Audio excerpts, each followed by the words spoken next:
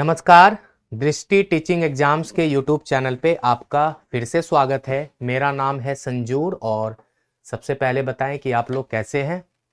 और हमारे नए यूट्यूब चैनल पे आपको बहुत सारे कंटेंट मिल रहे होंगे टीचिंग एग्जाम से रिलेटेड, जैसे कि सीटेट, यूजीसी नेट, बहुत सारे कंटेंट वहाँ पे मिल रहे हैं और बहुत अच्छी क्वालिटी के कंटेंट हैं।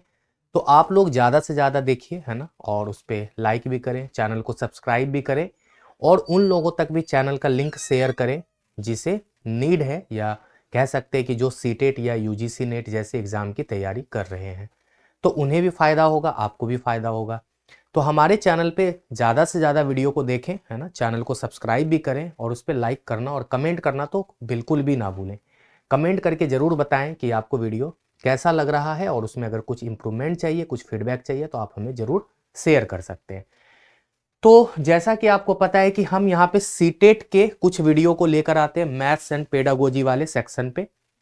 अभी तक आप लोगों ने हमारे कुछ वीडियोज को देखा है जिसमें कि हम लोग कुछ सिलेबस डिस्कशन और कह सकते हैं कि मैथ्स के कुछ कॉन्सेप्ट या प्रीवियस ईयर क्वेश्चंस और पेडागोजी से रिलेटेड एक आध हमने थ्योरी किया था, एक वैज्ञानिक के, मनोवैज्ञानिक के सिद्धांत को।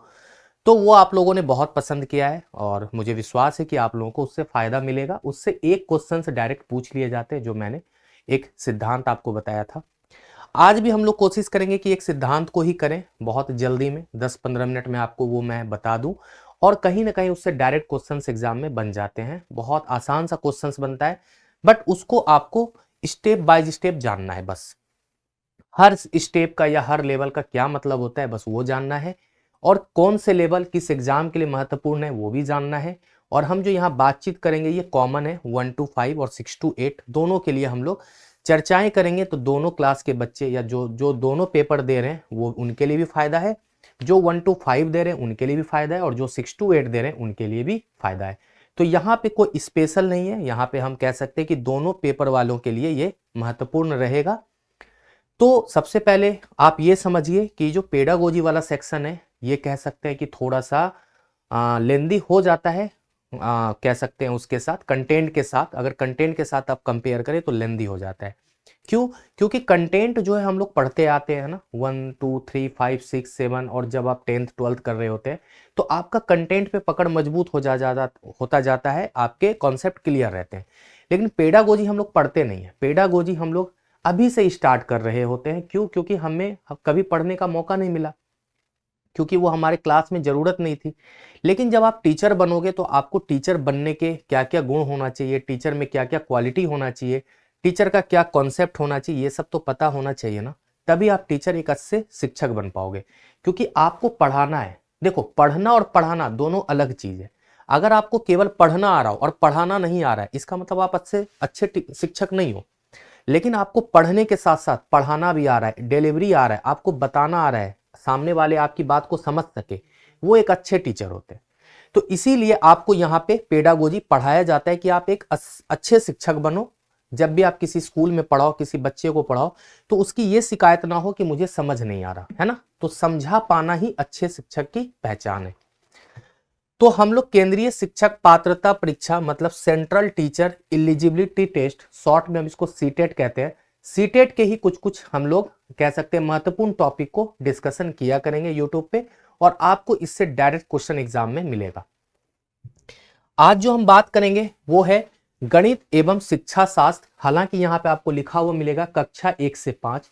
तो हम लोग यहाँ पे पेपर 1 पे बातचीत तो कर रहे हैं, लेकिन मैंने आपको पहले ही बोला, साथ में आप मान के चलेंगे कि ये पेपर 2 पे भी डिस्कशन है, क्योंकि इससे ये जो थ्योरी बताएंगे ये कहीं ना कहीं पेपर 2 में भी काम आ जाएगा आपके। तो आप निश्चिंत रहें, जो भी आपको कराया जाएगा वो आपके साथ के साथ पेपर 1 के साथ पेपर 2 के लिए भी इंपॉर्टेंट हो जाता है।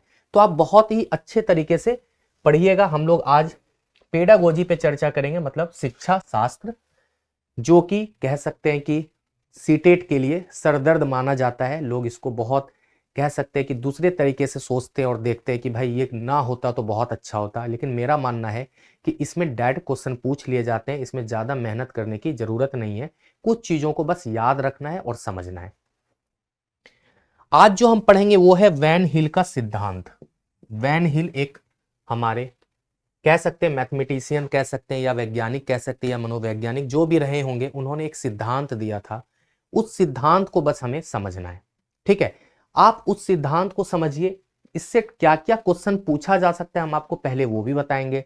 और इस सिद्धांत में वैन हिल साहब ने क्या क्या कहा था, वैन हिल या वैन हिले कुछ भी लिखा रहे आप समझ जाना, वैन रहेगा, बस इस बात का ध्यान रखना। तो इन्होंने क्या क्या कहा था अपने सिद्धांत के अंदर, किन किन बातों पे चर्चाएं की थी, और सबसे बड़ी बात है कि वैन हिल साहब ने ये जो सिद्धांत दिया है वो किस रिगार्डिंग दिया है, किस चीज के लिए दिया है, सबसे जरूरी बात यह है। तो आपको याद रखना है कि वैन हिल जो है ना, वो ज्यामिति को पढ़ने के लिए या समझने के लिए उन्होंने सिद्धांत दिया है। तो पहला क्वेश्चन आपका एग्जाम में यह बन सकता है कि वैन हिल जो है वो अपने सिद्धांत में किस चीज पे चर्चाएं की है, या किस चीज को पढ़ने या सीखने की सलाह दी है, कैसे। तो हम कहेंगे कि उसका आंसर हो जाएगा ज्यामिति या ज्योमेट्री, कि ज्योमेट्री को कैसे पढ़ना है ना, या ज्योमेट्री का क्या क्या स्टेज होता है समझने और सीखने का, वो वैन हिल के सिद्धांत के अंदर है। तो पहला क्वेश्चन बस ऐसे ही बन जाता है डायरेक्ट कि वैन हिल के सिद्धांत के अंतर्गत किन विषयों पे जोर दिया गया है। तो पहला आपके पास ऑप्शन ज्यामिति, त्रिकोणमिति, मेंसुरेशन, अलजेब्रा रह सकता है। तो आप वहां पे ज्यामिति को चूज कर लेना। ये 1 नंबर का क्वेश्चन एग्जाम में डायरेक्ट पूछ लिया जाता है। समझ गए कितना आसान था, बहुत मजा आया होगा।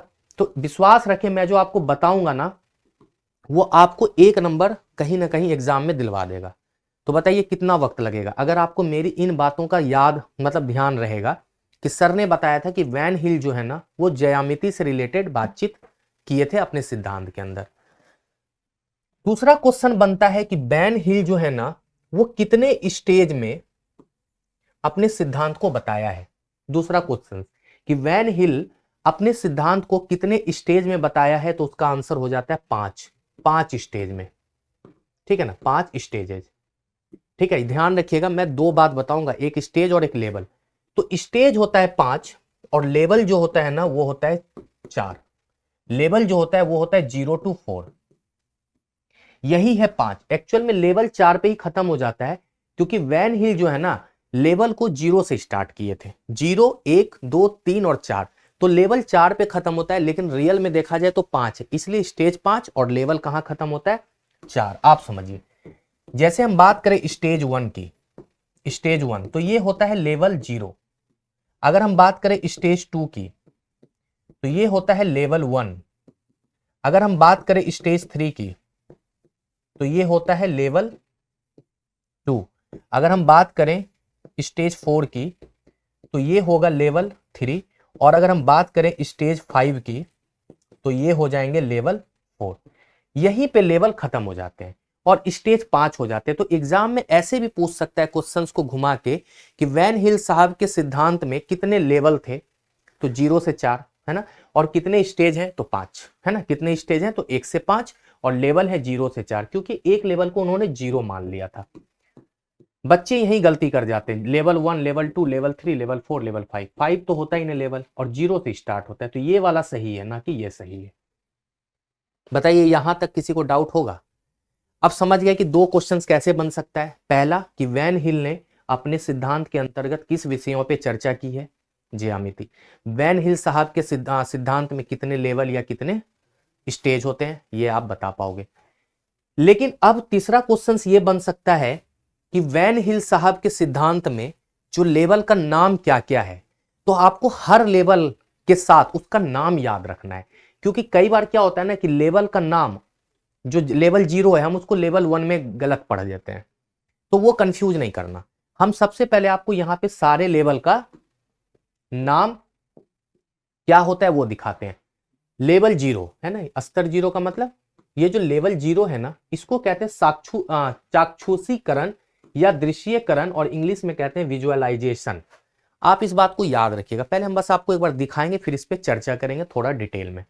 पहला लेवल है कि चाक्षुषीकरण या दृश्यकरण, मतलब देखना, विजुअलाइज करना है ना, पहला है विजुअलाइज करना।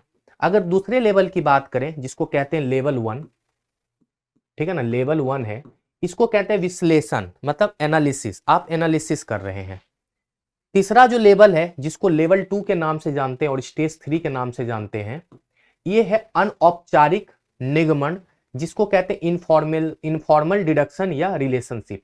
एग्जाम में रिलेशनशिप का ज्यादा यूज कर देता है इंग्लिश मीडियम में, है ना।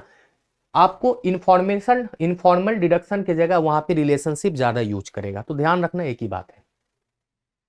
उसके बाद आपका लेवल 3 आ जाता है, या स्टेज 4 की बात करें तो अनौपचारिक के बाद औपचारिक, है ना, औपचारिक निगमन जिसको कहते हैं फॉर्मल डिडक्शन। और आपका जो अंतिम लेवल है लेवल 4, जो स्टेज 5 होता है, वो होता है दृढ़ता, मतलब रिगर। ये बहुत इंपॉर्टेंट नहीं होता है आपके एग्जाम के लिए, लेकिन मैं आपको बिल्कुल बताऊंगा, बिल्कुल निश्चिंत रहें। अगर ये 5 लेवल आप कर लिए ना, तो 6 to 8 क्या 9 to 10th वाले स्टेज के भी बच्चों को आप पढ़ा लोगे।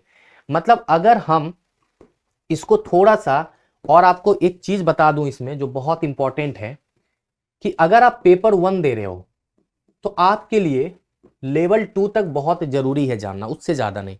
और अगर आप पेपर 2 दे रहे हो, ठीक है ना, तो आपको लेवल 3 तक जानना, मतलब 2 to 3, और यहां पे कह सकते हो 1 to 0 to 2, इतना ही जानिए तो आपके लिए आसान है।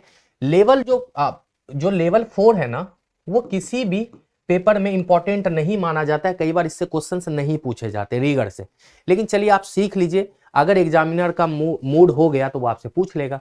तो मैक्सिमम अगर हम लेवल 3 तक पढ़ लेते हैं ना, या स्टेज 4 तक पढ़ लेते हैं, तो आपके पेपर 1 और पेपर 2 दोनों क्लियर हो जाएंगे। ये बात की गारंटी मैं दे सकता हूं आपको, लेकिन आप ध्यान से सीखें इन चीजों को। समझ गए ना, कि पेपर 1 की तैयारी करने वाले बच्चे 0, 1, 2 पढ़ें, और पेपर 2 तक की तैयारी करने वाले बच्चे 0, 1, 2 और 3 पढ़ें। 4 आप छोड़ सकते हैं। ये हो गया, यहां तक किसी को डाउट है तो बताइए, आसान है। अब अगला क्वेश्चन ये पूछ सकता है कि भाई लेवल 0 का नाम क्या होगा, तो चाक्षुषीकरण या दृश्यकरण। उसने पूछेगा कि लेवल 2 का नाम क्या होगा, या सॉरी लेवल 1 का नाम विश्लेषण, लेवल 2 का नाम इनफॉर्मल डिडक्शन, लेवल 3 का नाम फॉर्मल डिडक्शन, लेवल 4 का नाम रिगर या दृढ़ता। अब इसमें आपसे अगला क्वेश्चन ये भी पूछ सकता है कि इसको आप कह सकते हैं 0 से लेके 5 तक नाम दे देगा और उल्टा सीधा करके दे देगा, बोलेगा कि इसका सही मतलब अरेंजमेंट क्या है। तो आपको ये पता होगा तब ना कि भाई लेवल 0 में कौन आता है, उसके बाद 1 में क्या, फिर 2 में क्या, 3 में क्या, 4 में क्या, 5 में क्या। नंबर में तो कर लोगे, नाम में अगर औपचारिक से पहले अनौपचारिक दे दे, या औपचारिक पहले लिख दे अनौपचारिक बाद में लिख दे, दृढ़ता पहले लिख दे और आपको संबंध बाद में दे दे, यही गलती नहीं करना। तो आपको याद रखना है, पहले चाक्षुषीकरण, है ना, चाक्षुषीकरण, उसके बाद एनालिसिस, उसके बाद इनफॉर्मल, है ना, उसके बाद फॉर्मल, और उसके बाद रिगर। अगर ये आपको पता है तो आप इस ऑप्शन पे क्लिक कर लोगे, इसको विजुअलाइजेशन इंग्लिश में कहते हैं। अगर आपको ये पता है तो आप बहुत इजीली से वहां पे आंसर में ऑप्शन में ढूंढोगे क्या, कि visualisation, analysis, informal, formal, rigour. बस इतना अगर मिला, पहला ऑप्शन क्लिक। हो सकता है कि किसी ऑप्शन में इसको इधर, इसको इधर, इसको इधर, इसको उधर कर दे। देखिए मैंने आपको 3 नंबर बता दिया है, 3-4 नंबर के क्वेश्चंस कैसे कैसे पूछे जा सकते हैं मैंने वो बता दिया। अब हम लोग चलते हैं थोड़ा सा इस पे बातचीत करते हैं कि ये क्या होता है इस लेवल में, कहानी जरूरी बात। देखिए चाक्षुषीकरण का मतलब ही है देखना, है ना, चाक्षुषीकरण मतलब आंखों से देखना। दृश्यकरण इसका भी मतलब आपको पता है देखना, विजुलाइज करना, देखना। तो अगर आप देख के किसी चीज को अनुमान लगाते हो, देख के फील करते हो, तो आप उसको रखोगे चाक्षुषीकरण स्टेज में। जब कोई छोटा बच्चा होता है ना, तो अगर वो कुछ देखता है तो सिर्फ वो देख के एक अनुमान लगा लेता है कि ये क्या चीज है। जैसे आप उसको समोसा दिखाते हो, जैसे आप मान लेते हैं कि एक ट्राइंगल उसको दिखाया आपने, आपको तो पता है वो ट्राइंगल है, लेकिन बच्चे को थोड़ी पता है कि वो ट्राइंगल है। उसने ट्राइंगल को देखा, उसके मन में एक समोसा का चित्र बन गया, वो जो समोसा खाता था, घर लाके उसके पिताजी समोसा देते थे, उसने बता दिया कि नहीं ये समोसा है। फिर उसने घर में एक सर्कल को देख लिया किसी भी तरीके से, है ना, तो उसने बोल दिया कि रोटी है, क्योंकि उसकी मम्मी उसको रोटी खिलाती थी रात में। तो बच्चा क्या होता है कि किसी भी चित्र को देखकर वो एक विजुअलाइज करता है, एक अनुमान लगाता है, किससे, जो वो चीजों को यूज कर रहा है, खा रहा है या उसको फील कर रहा है। जैसे आपने उसको एक रेक्टेंगल दिखाया तो उसने तुरंत बोल दिया बिस्किट है, बिस्किट है पार्ले जी का। तो आप बच्चों से क्या एक्सपेक्ट कर रहे हो यहां पे, ये एक्सपेक्ट नहीं कर सकते कि भाई वो रेक्टेंगल को रेक्टेंगल बोले या ट्राइंगल को ट्राइंगल बोले। वो ट्राइंगल को समोसा कह सकता है, वो रोटी को, सर्कल को रोटी कह सकता है। तो इस स्टेज में बच्चा केवल विजुअलाइज करता है, यहां पे वो रियलिटी से अवगत नहीं होता है, रियलिटी से अवगत नहीं होता है, वो केवल अनुमान लगाता है। और अनुमान उसका गलत नहीं है, अनुमान उसका गलत नहीं है। क्यों? क्योंकि पता है कि सर्कल जो है वो कहीं ना कहीं रोटी जैसा होता है या रोटी कहीं ना कहीं सर्कल जैसा होता है। तो यहां पे वो अपने जगह सही है। तो बच्चा यहाँ पे केवल क्या लगेगा? अनुमान लगाएगा, विजुअलाइज करेगा, है ना, चाक्षुषीकरण करेगा या दृश्यकरण करेगा। तो इसमें अगर पूछा जाए डिटेल में कि मान लेते क्वेश्चन ये बन जाए कि विजुअलाइजेशन के स्टेज में क्या होता है, 4 ऑप्शन दिया रहेगा, उसमें लिखा रहेगा कि बच्चा रोटी को देखकर सर्कल को देखकर रोटी कह देता है, तो वो ऑप्शन आप क्लिक कर लेना, है ना। बाकी वो किसी में रहेगा कि सर्कल को देखकर सर्कल बोलता है, नहीं, ट्राइंगल को देखकर ट्राइंगल बोलता है, नहीं, इनमें से कोई नहीं, तो पहला ऑप्शन सही हो जाएगा। समझ गए ना? बढ़िया था। हम आपको एकदम बच्चों जैसा समझाएंगे, इतना डिटेल में आपके लिए लेंदी नहीं करेंगे। पहला स्टेज लेवल 1 में है विश्लेषण। अब क्या करेगा बच्चा? इस कंडीशन में विश्लेषण करेगा। विश्लेषण क्या करेगा कि जैसे आपने उसको फिर दिखाया ट्राइंगल, तब वो कहने लगेगा कि ये त्रिभुज है। फिर क्या कहने लगेगा? त्रिभुज है। अब उसको ये पता लगने लगा कि ये वृत्त है। अब थोड़ा सा वो पढ़ा लिखा, मतलब कह सकते हैं कि बच्चा समझदार हो रहा है। अब वो लेवल 1 में आ रहा है। लेवल 1 में बच्चा क्या है ना, चीजों का नाम जानना शुरू कर देगा। वो रोटी ना बोल के वृत्त बोलेगा, त्रिभुज बोलेगा। लेकिन ध्यान रहे, अभी आप उसको इस तरीके का भी देंगे ना, तो उसको भी ये त्रिभुज बोलेगा, ठीक है ना। आप इस तरीके का भी बना के दे देंगे ना, तो उसको त्रिभुज ही बोलेगा। सर्कल को आप ऐसे भी बना के दे दो, ऐसे भी दे दो ना, तो ये अभी उसको सर्कल ही बोलेगा, क्योंकि अभी वो प्रॉपर्टी से अवगत नहीं है। तो यहां पे क्या समझे? यहां पे बच्चा केवल और केवल उसके प्रॉपर्टी पे नहीं जाएगा, केवल उसके फिगर को देखेगा। वो अगर गोल सा दिख रहा है तो उसको वृत्त बोल देगा, चाहे वो फुटबॉल हो जाए, चाहे कह सकते हैं कि रोटी हो जाए, सबको वो वृत्त बोलेगा। लेकिन पता है आपको, फुटबॉल वृत्त नहीं होता, वो स्फीयर होता है। लेकिन बच्चा को ये नहीं पता इस स्टेज में भाई कि वो गोला है, क्योंकि बच्चा केवल अभी स्टेज 1 में है, लेवल 1 में। लेवल 1 में बच्चा बहुत मुश्किल से सीख पाया है चित्रों का नाम। अब उससे ये एक्सपेक्ट मत कर लेना कि भाई उसमें भी तुम प्रॉपर्टी बताओ, तो बिल्कुल गलत बात हो जाएगा। इसका मतलब है कि लेवल 1 में बच्चा चित्रों का नाम जानना शुरू कर देगा, है ना। चित्रों का नाम या आकृति के नाम को जानना शुरू कर देगा, जानना शुरू करेगा। तो ये भी एक क्वेश्चन बन सकता है कि भाई लेवल 1 में बच्चा क्या करता है, तो सीधा कहेंगे आकृति के नाम जानना शुरू कर देगा। आकृति के प्रॉपर्टी अगर लिखे रहेंगे तो गलत, ठीक है ना। उसके फॉर्मूला तो गलत, है ना। तो ये सब हमको देखना है। जब आप मेरे से पढ़ के जाओगे ना, तो आपको बहुत आसान लगेगा, विश्वास रखें। आपको वहां पे बस इंफॉर्मेशन को ऑप्शन के अंदर क्या करना है, इलिमिनेट करना है। जो नहीं होगा उसको काटिए, तो एक आपको वहां पे दिख जाएगा उत्तर। तो समझ गए, इस स्टेज में बच्चा केवल उसका नाम जानना शुरू कर देगा, उसके बारे में थोड़ा बहुत जानना शुरू कर देगा, लेकिन बहुत ज्यादा प्रॉपर्टीज के बारे में उसे नहीं पता रहेगा। तीसरा है अनौपचारिक निगमन, जिसको कहते हैं इनफॉर्मल डिडक्शन। सबसे ज्यादा नाम इसमें रिलेशनशिप लिखा हुआ आपको दिखेगा एग्जाम के अंदर इंग्लिश में। अगर ये बोल दे या ये बोल दे, एक ही बात। हिंदी में अनौपचारिक निगमन ही रहेगा, या अनौपचारिक भी लिखा रहे तो समझ जाना वही है। इस स्टेज में बच्चा क्या है ना, रिलेशनशिप बनाना शुरू करेगा, संबंध।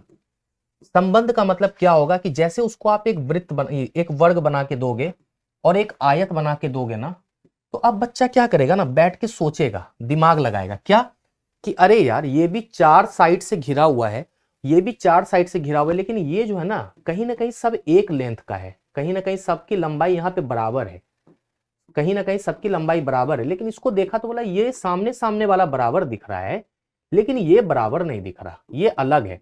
अब क्या कर रहा है ना, इसके बीच वो संबंध बनाना शुरू कर रहा है। कैसे संबंध बना रहा है कि नहीं, ये इससे संबंधित नहीं है।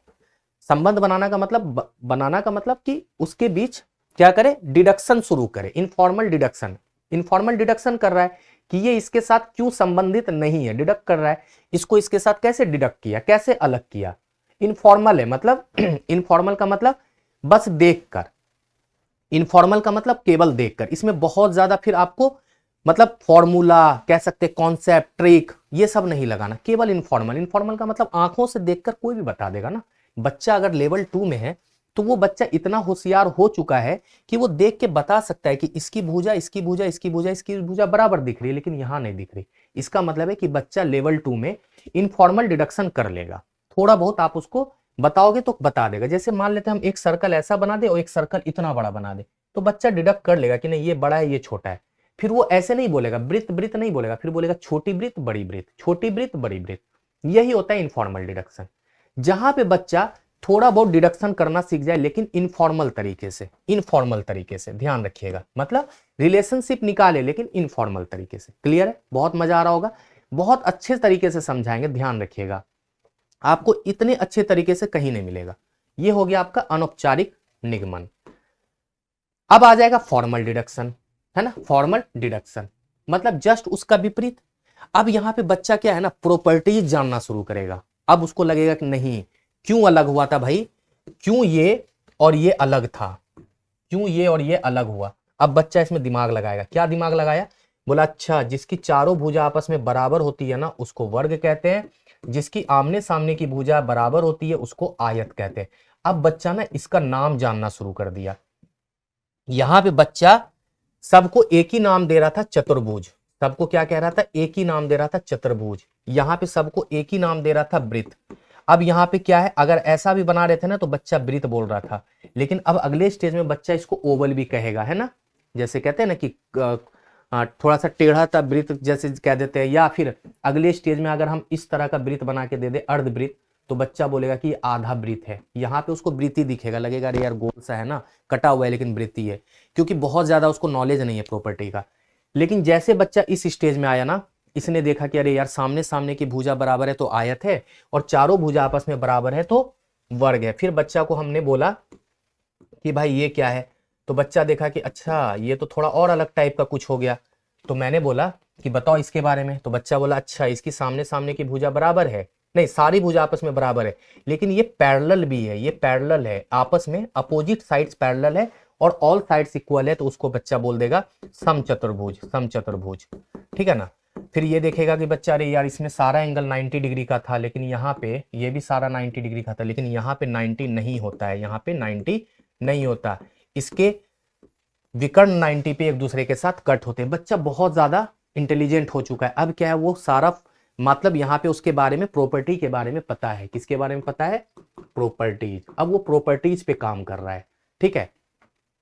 और मैंने उसको बोला कि भाई अब इसके बारे में बताओ, ठीक है इसके बारे में बताओ। तो बच्चा बोला हाँ ये लगभग वैसा ही है, लेकिन नहीं सेम टू सेम नहीं है, ये समानांतर चतुर्भुज है। क्या है? समानांतर चतुर्भुज। तो हम बोले भाई ये क्या होता है, बच्चा से पूछा। बच्चा बोला सामने सामने की भुजा बराबर और पैरेलल, सामने सामने की भुजा बराबर और पैरेलल, सभी एंगल 90 के नहीं होते हैं, लेकिन इसके भी एंगल यहाँ पे 90 पे कट होते हैं। तो बोला कि जानते हैं ये थोड़ा बहुत इससे संबंधित है, ये थोड़ा बहुत इससे संबंधित है। हम बोले कैसे? तो बोला ये जो है इसमें 90 नहीं होता, बस इसमें 90 होता है, इसमें 90 नहीं होता, इसमें 90 नहीं होता, इसमें 90 होता है। मतलब इसमें भी ऑल साइड्स इक्वल, इसमें भी ऑल साइड्स इक्वल, इसमें भी आमने सामने की भुजा पैरेलल, इसमें भी आमने सामने की भुजा पैरेलल और इक्वल। तो बच्चा क्या हुआ ना कि रिलेशनशिप के साथ साथ फॉर्मल डिडक्शन भी करना शुरू कर दिया। फॉर्मल डिडक्शन, वहां इनफॉर्मल कर रहा था, यहां फॉर्मल करना शुरू कर दिया। वहां बस देख के अनुमान लगा यार छोटा बड़ा है, थोड़ा वृत्त छोटा है, थोड़ा वृत्त बड़ा है, छोटा सर्कल छोटा, छोटा त्रिभुज है, बड़ा त्रिभुज है। ठीक है। लेकिन बच्चा को हम यहां पे बोले कि देखो, अब हम बच्चा को यहां पे त्रिभुज में भी दे दिए ऐसा, एक त्रिभुज मैंने दिया ऐसा, एक त्रिभुज मैंने दे दिया बच्चा को ऐसा, और एक त्रिभुज मैंने बच्चा को मान लेते हैं कि कुछ इस तरीके का दे दिया। अब बच्चा क्या है ना बहुत आसानी से मुझे बताने लगा कि नहीं तीनों त्रिभुज तो है। पहले वो पहले स्टेज में केवल रोटी इसको बोल देता था समोसा, तीनों को। दूसरे स्टेज में क्या हुआ, बच्चा इसको बोला कि त्रिभुज, इसका नाम देना शुरू कर दिया। तीसरे स्टेज में क्या बोला, बच्चा इसको बोला कि तीनों क्या है, एक छोटा त्रिभुज है, एक थोड़ा सा टेढ़ा त्रिभुज है, एक थोड़ा सा कह सकते हैं कि ये भी त्रिभुज है लेकिन थोड़ा हटके है, लेकिन वो नाम नहीं बता पा रहा था। इस कंडीशन में बच्चा क्या हुआ ना, प्रॉपर्टीज जाना कि यार तीनों साइड बराबर है, तो इसको कह दिया समचतुर्भुज। इस क्या नाम है इसको, समबाहु त्रिभुज, इसको कह दिया समबाहु। इसको देखा कि अच्छा ये 90 डिग्री है, तो इसको कह दिया समकोण, है ना, समकोण त्रिभुज। इसको देखा कि इसकी तीनों भुजा आपस में अलग है, इसकी तीनों भुजा आपस में अलग है, तो इसको बोल दिया विषमबाहु। तो बच्चा क्या हुआ ना कि प्रॉपर्टी जानना शुरू कर दिया। बच्चा को बहुत अच्छे से पता लग गया कि त्रिभुज में भी बहुत सारी त्रिभुज होते हैं, है ना। भुजा के आधार पे, कोण के आधार पे, तो बच्चा को इस स्टेज में प्रॉपर्टीज के बारे में जानकारी शुरू हो जाती है। प्रॉपर्टीज के बारे में जानकारी शुरू हो जाती है, थोड़ा बहुत फॉर्मूला भी यूज करने लग जाता है, उसको पता हो जाता है एरिया का फॉर्मूला लंबाई गुना चौड़ाई, इसका एरिया का फॉर्मूला भुजा गुना भुजा, ये सब करना शुरू कर देता है। मतलब इसमें प्रॉपर्टीज, ठीक है ना, फॉर्मूला, ये सब लगाना शुरू कर देता है बच्चा। मतलब कह सकते हैं कि रिजल्ट निकालना शुरू कर देता है। मजा आ रहा है ना सीख के? ईमानदारी से बताइएगा, बहुत अच्छे से सिखाएंगे। अब है सबसे अंतिम स्टेज, ठीक है ना, जो बहुत इंपॉर्टेंट कह सकते हैं, ये वाला तीव्रता, रिगर। ये क्या होता है इसको समझिए, ये बहुत इंपॉर्टेंट है।